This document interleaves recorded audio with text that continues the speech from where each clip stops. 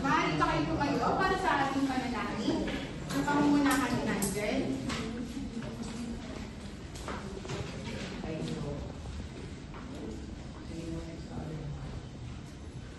Lord, maraming salamat po sa araw na ito at bigyan niyo po kami ng kaalaman maging mabuti sa dati.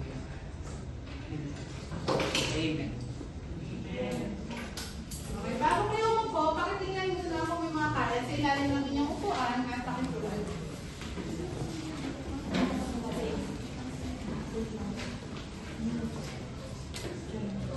Maaari na kayong umupo. Bago tayo mag-umpisa, maaari ko bang malaman kung sino ang lumiban sa ating klase, sa ating kalimutan na si Richie? Magandang tanghali po.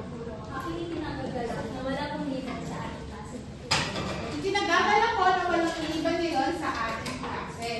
So, bago tayo magsimula, may alitutunin tayo sa loob ng silid-aralan na dapat nating sundin. Pakibasa nga ito, Eugene.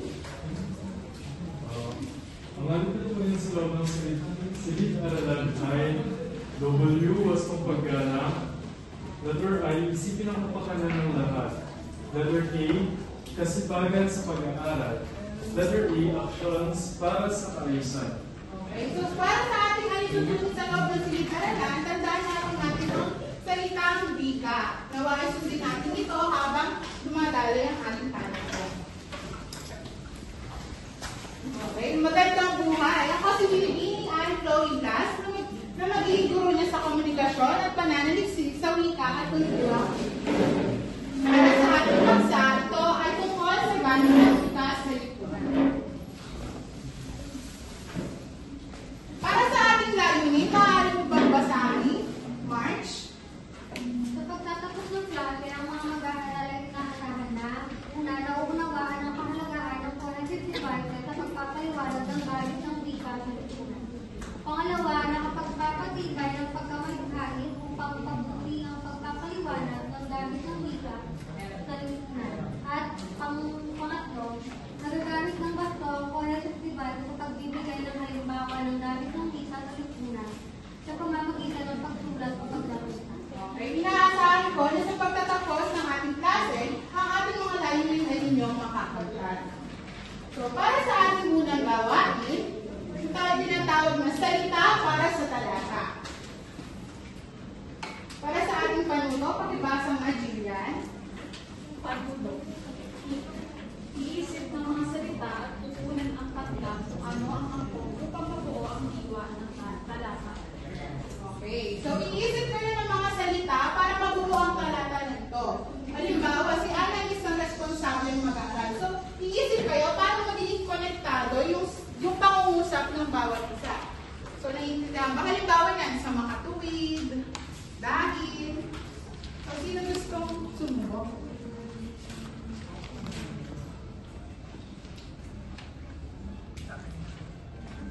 Camille.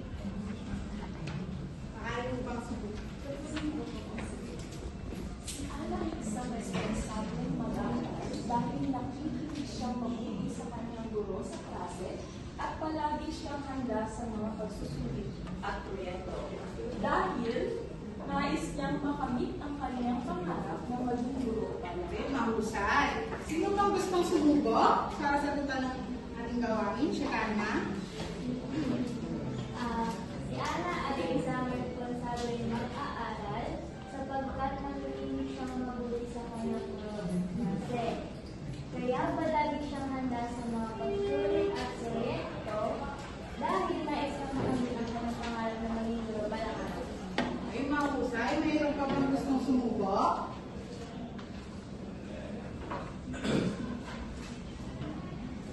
PJ, ikaw? Gusto mo ba sumubok? Okay. So, si Ana ay isang responsableng mag-aaral sapagkat dito, maaari kayong gumamit ng iba't ibang salita na magkokonekta dito sa pangalawang pag-usapan. Ito ang halimbawa ng mga kasagutan doon. Si Ana ay isang responsableng mag-aaral sapagkat nakikinig siyang mabuti sa kanyang guro sa klase, kaya palagi siyang handa sa mga pagsusulit at proyekto dahil nais niyang makamit ang kanyang pangarap araw. So yung mga sinagot nila kanina, yun yung mga naging nagkonekta sa bawat pangungusap. Ngayon may tanong ako.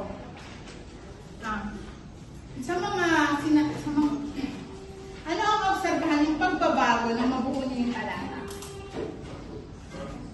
Sophia. Dahil po sa yung mga words na sabi natin kanina, nakatulong po para mas maging malinaw at maunawaan po yung mga. Okay, tama. Nakatulong yun para mas maunawaan natin mabuti yung talata. Pangalawa naman, bakit sa tingin nyo yung nilagay nyo ay konektado sa koneksyon ng diwa ng talata? Bakit sa tingin nyo yung mga sinabi mong salita ay nagpo-connecta para mabuo yung diwa ng talata?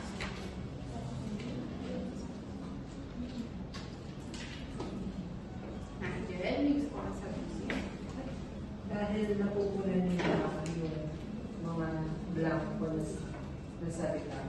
At napupunan niya yung unang sentence na si Ana ay isang responsable mga. Mahusay. Sa pamamagitan ng mga salita na iyon, nakikita natin kung paano nabuo yung diwa ng talata. So ngayon naman, may susunod tayong gawain na tinatawag na imatihan pagdugtong mo.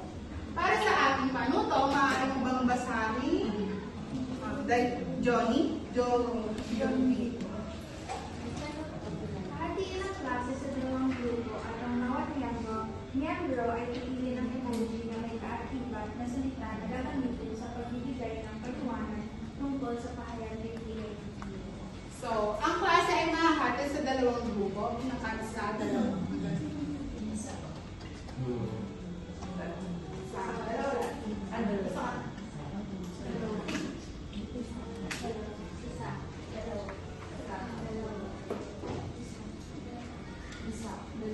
So, dito ang unang grupo at dito naman ang kalawang grupo.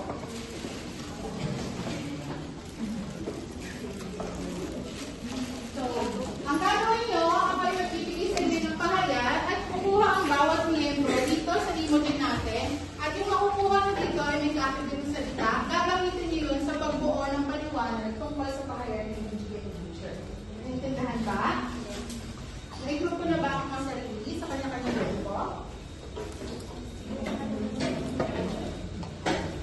Mauuna muna ang unang grupo na kumuha ng emoji.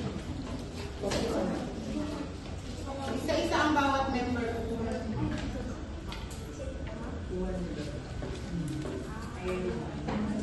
Kasi sa ikalawang grupo naman, pagkatapos ng unang grupo, ay ang grupo.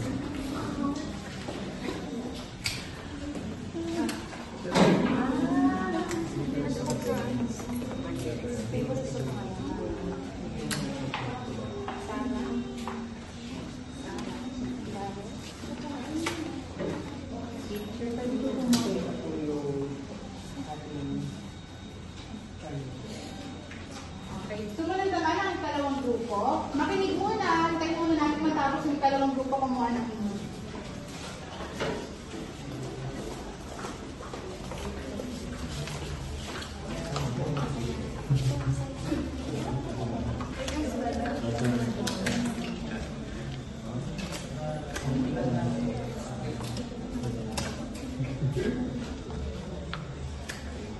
Bibigyan ko kaya ng 5 minuto para gawin ng paliwanag tungkol sa pahayag na ibigay ko sa inyo. Pagkatapos, yun ang ibabahagi nyo dito sa harapan. Naiintindihan ba? Opo. Okay, maaari na kayong magsimula. Pag may katanungan, magtanong lang sa akin.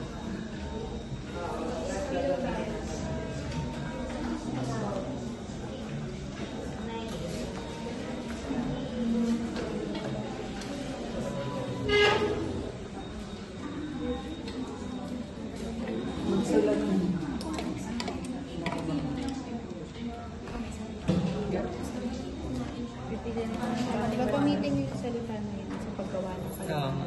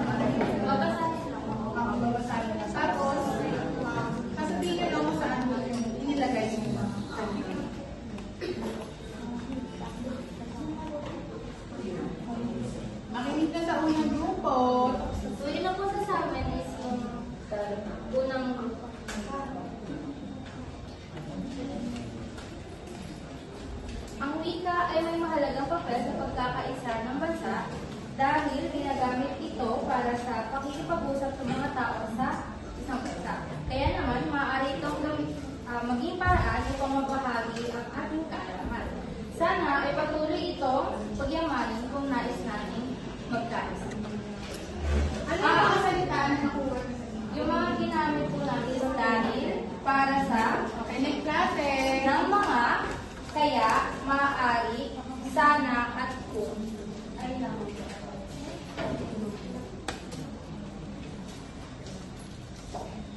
Sa ikalawang grupo naman, maaari ba kayong tumayo at tumila kung paano nyo ginamit yung mga salita ng sunod-sunod.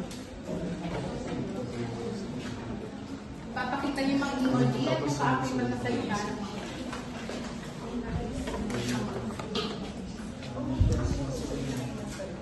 Pagkakilala ng isang gobyerno. Dahil sa mga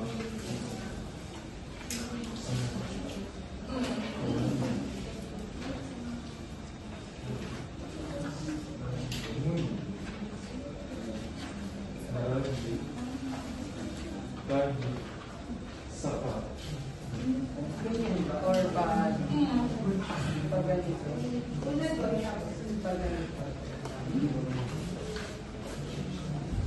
saka itaas niyo yung mga emoji na nakuha niyo. Emoji muna, tapos mamaya yung mga salita kapag nabasa niyo yung salita.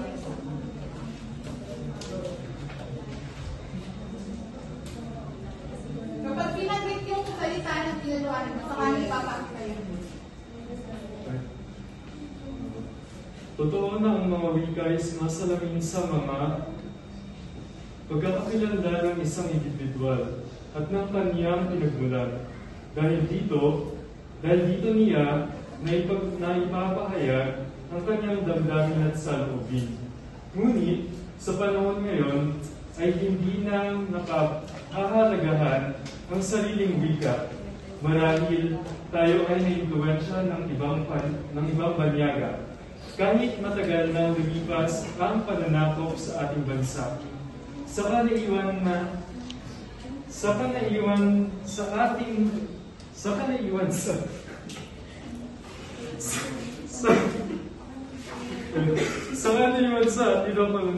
colonial rental. Maraming salamat sa inyong paliwanag. Tignan ng unang grupo at ikalawang grupo na muna kayo.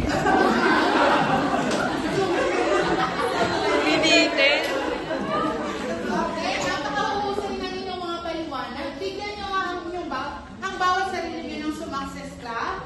1, 2, 3, 1, 2, 3. Sumakses! Kayo, isa pa. 1, 2, 3, 1, 2, 3, sumakses! Ngayon, may mga katanungan si teacher tungkol sa ating gawain. Ano ang inyong mga napansin sa mga salita na inyong ginamit sa pagbuo ng paliwanag? Ano kaya yung mga napansin nyo sa mga salita na ginamit nyo para magbuo yung paliwanag?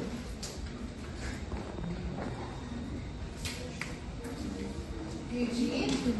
Kadalasan po dun sa mga salitang ginamit namin, nagpapatuloy po siya ng pangungusap. Kundi naman po kaya ay pinapalawig niya po kung alin man yung ipinahayag ng naunang salita. Tapos nagbibigay din po siya ng dahilan, parang higit pong nagbibigay ng dahilan ng mga pangungusap. Tama. Yung mga salitang makuha nyo, nagpapaliwanag ng mga impormasyon na dapat. Okay, Claire? Gumamit po kami ng mga pangdugtong na salita upang mabuo ang mga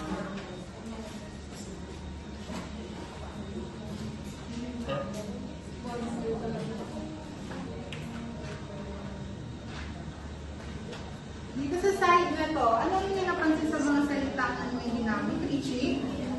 Sa paggamit ko ng mga paganda, nagbigay ko ito ng organisado para sa mga pangungusap na nais namin buuin. Katulad po ng sinabi ni Eugene at magkaroon ko ng konteksto yung pang-usap ko talaga sa pagbibigay ko ng mga iba't iba pang information. Ay, tama. Sa ikalawang tanong naman, alin sa mga salita na ito kayo pinaka nahirapan para sa paggamit? Alin yung salita doon na nahirapan kayo nang ginamit dito sa pagbuo ng paluan? Glenn? Ito ang nahirapan kami sa paggamit kasi kailangan malaman ko sa kasi kailangan malaman mag-isa ng additional information about sa context na magbabasa. Gusto ka bang sumagot? Camille, may gusto ka bang sabihin? Sige po. Yung sa akin na lang kasi maaari. Ayun, so dahil ang maaari ay nagbibigay din ng mga posibilidad. So sa pagtutulong ng salita ay medyo nahirapan ka or naging challenging kumbaga ang pagdagdag ng mga posibilidad sa pagtutulong. Nigel, meron pa po isang salita.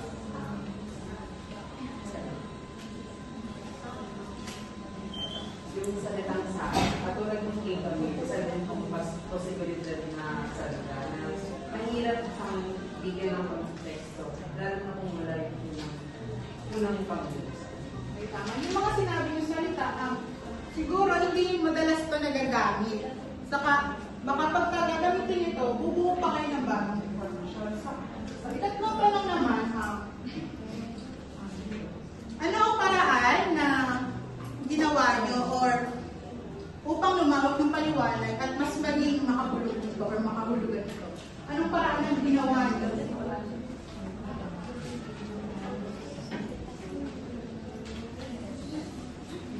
Tara? Sagot ka ba?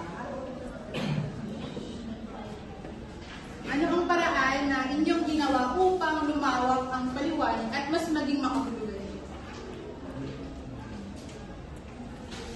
Hindi na kasi namin nag-share na bahagi kami ng mga ideya sa isa't isa para po makabuo ng conflict na paliwanag po dun sa sentence. Okay. May sagot pa ba? Jillian? Anong paraan ang ginawa nyo para Unang po muna is, ginawa ko muna namin yung pangusap na binigay. Tsaka po namin, nagdagdag po muna kami ng mga cohesive devices. Tsaka po kami nag-isip ng mga idea na maaaring mapunan yung or magtugtong para maging mas magkaroon po ng konteksto yung ideas po na. Ay, tama.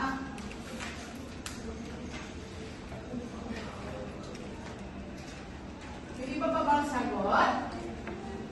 Ano kayang paraan yung ginawa nyo? Diba, nagdagdag kayo ng cohesive devices, nagbahagi kayo ng mga idea. Ano pang paraan bukod doon ang ginawa nyo para mabuo nyo yung paliwanag at mas maging makabuluhan ito? Shekinah? Sa grupo po namin, nahirapan po kami. Pero napansin ko po na yung paraan po na ginawa namin, kailangan po namin maging mautang para mabilis po namin na magawa ng paliwanag. Tapos maparaan para mabuo po namin yung mga paliwanag din namin. Tsaka po, malikhan para magkaroon po ng sense yung mga sasabihin po namin na paliwanag. Hindi lang po basta ipag-connect na namin yung mga Okay, tama. Sinabi nga is malikhain. So, sa pagbuo ng paliwanag, ginawa niyo paraan ng pagiging malikhain para mas maging makabuluhan yung paliwanag na inyong ginawa. Ngayon naman, sunod na tanong, paano makatutulong ang pagkamalikhati sa ganitong uri ng gawain tulad ng pagbuo ng paliwanag? Paano makatutulong ang pagkamalikhati sa ganitong uri ng gawain tulad ng pagbuo ng paliwanag? Mas nagiging komprensibo ang talaga at mas nagiging nakaka-interesado sa mga magbabasa.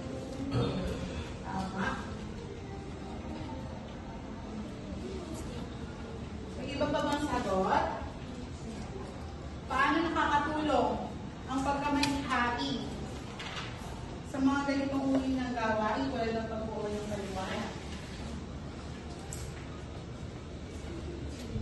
Gertie? Makakatulong po ito upang palawak natin yung ideya na gusto natin ipalapit sa mga mamabasa.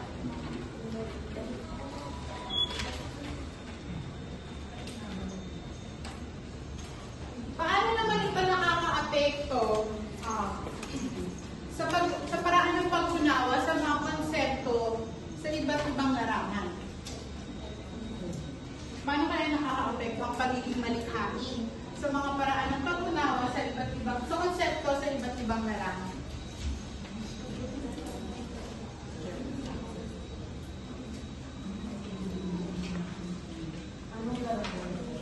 Halimbawa, larangan ng sports, larangan ng pagsali sa mga frisbee, gano'n. Paano nakaka-apekto ang pagiging malikhain? Larangan ng mga pagsayaw, pagkanta. Nais ka bang sagot, Angel? Teacher, tingin ko po dun po sa na-apply po to sa journal writing po, no? Yung patulad po nung sinabi niyo po, katulad po sa sports, na-apply po to sa magkakaroon ng malikhaing sulatin para mas maging interesado yung mga babasa. Katulad sa mga campus journal. Ayun po. Tama. Kasi kaya may dadagdag ka pa bang sagot? Ano po, katulad po ng nabanggit niyo po kanina na pagsasayaw, gano'n. Pero po mga larangan na talagang kailangan na maging malikhain ka. So nakakatulong po ito sa mga larangan na to kasi para mas magiging entertaining po yung dating niya para sa mga audiences o sa mga makakakita po ng So, ang pagiging malikhain, nakikita natin ito hindi lang sa isang larangan, kundi sa iba't ibang larangan na nagamit natin ito. Maaaring sa pagsayaw, sa pagkanta, sa pagsagot. Naiintindihan ba? Oo. O bigyan niya ang mga sarili na sumakses club. 1, 2, 3, 1, 2, 3, sumakses. Ngayon, tayo ay dadako na sa ating talakayan. So, ang ating tatalakayin ngayon ay paggamit ng cohesive devices. So, may idea ba kayo kung ano yung cohesive devices?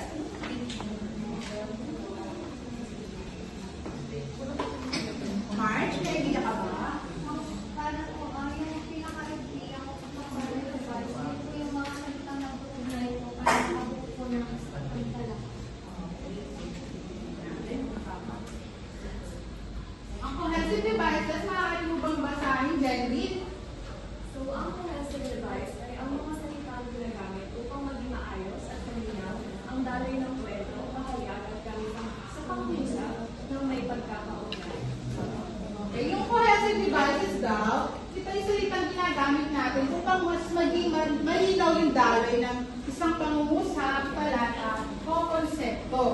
So, yung kanina, yung ginawa natin, yung mga halimbawang salita doon, yun ay isang halimbawa ng cohesive devices dahil sila ay nagdudugtong para mabuo ang isang formasyon ng isang ideya. Naiintindihan ba? Ngayon, may iba't ibang halimbawa ng cohesive devices at kung saan ito ginagamit. Una, pagpapahayag ng pagdaragdag. Maaari mo bang basahin, Jillian? Pagpapahayag ng pagdaragdag. Ginagamit ang mga salitang ito upang magdagdag ng impormasyon o idea sa isang pangungusap o talata. Halimbawa, ganoon di, gayon di, saka, bilang karagdagan at dagdag talito.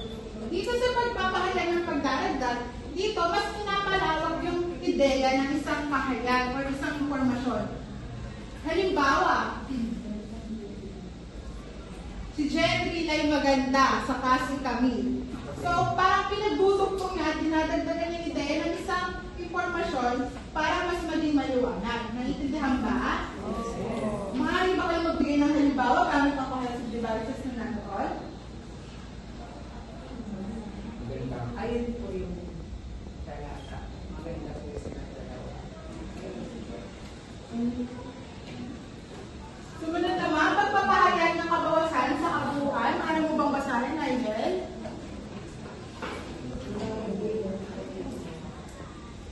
Si Dion Binala. ng pangyayari ng kabawasan sa pagpupo. Ginagamit upang ipakita ang relasyon ng bahagi lamang ng isang bagay sa buhay. Halimbawa, maliban siya sa mga hila, bukod siya sa mga kahit-hila. So, dito sa halimbawa na to, hindi lamang ito nakafocus sa isa. Kumbaga, dalawa yung sinasabi niya, may limitasyon, pero isang bagay o pangyayari lamang. Halimbawa ito, maliban sa kaklase ko, ako at maliban sa kaklase ko. Yes? Yes, teacher. Pwede po kayo magbigay ng halimbawa gamit po yung mga persuasive devices na makapresenta po sa kanila. Yung maliban sa mga bukod sa mga kaibigan. Lahat po namin. Lahat. Pagsasama-sama. Or kahit Kahit sama-sama po yung ilan, kahit Tapos sa mga lawang. pagsusunod ko na din.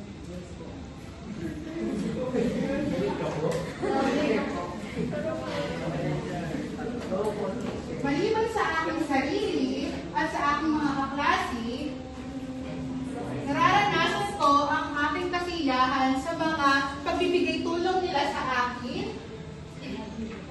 at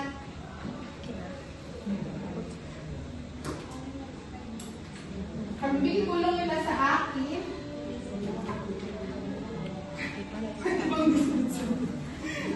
or kailangan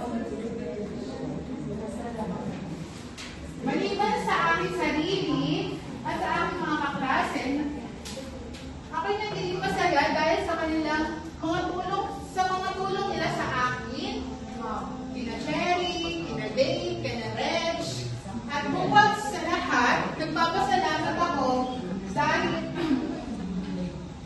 binibigyan nila ako ng lakas ng loob at upang magawa ang isang gawain ng may pagkamalikhain at higit sa lahat, nagpapasalamat ako kay Lord. Kay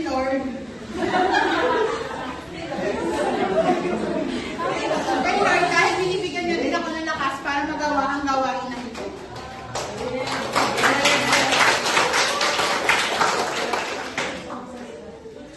Next, kailan ang resulta ng kaganapan o pangyayari? Maaari mo bang basahin? Camille?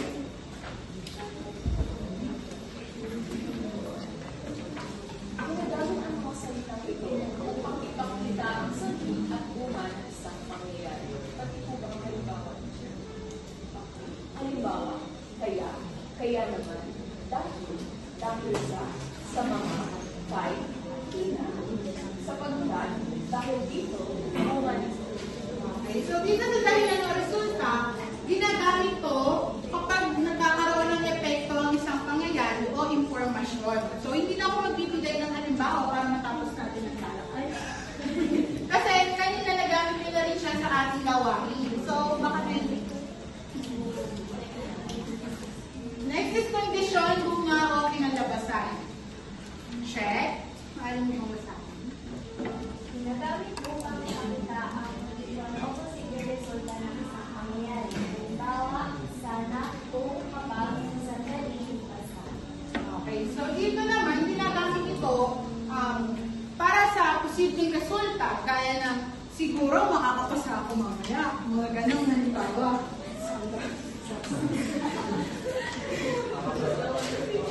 Next is kalabas o salungat. Ito naman, ginagamit ito upang ipakita ang pagsalungat o pagtaliwas ng idea. So ito, pinagkukonekta niya yung dalawang magkaiba ng idea para mabuo. So halimbawa, pero ngunit sa halip kahit. So, bibigyan ako ng halimbawa. Si Reg ay nadapa, pero bumangon siya.